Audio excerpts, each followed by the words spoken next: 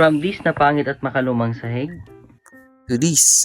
kung ganito na rin mga master kapangit at kaluma ang inyong mga sahig, hindi mo gumastos ng libo-libo para mapaganda to. Gumamit ka lang master itong self-adhesive vinyl tiles. Madali lang siyang gamitin. Kailangan mo lang natanggalin itong parang foil na to na nasa likuran niya. Yan. Tapos itong part na ito na makintab, ito na yung ipandidikit mo sa inyong sahig. Pakita ko sa inyo. Didikit na natin.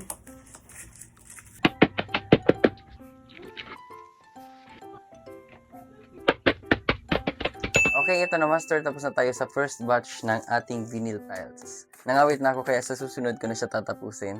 Ito mga master yung itsura niya. Yan. Kitang-kita nyo naman, napaka-steady, kumikintab pa siya.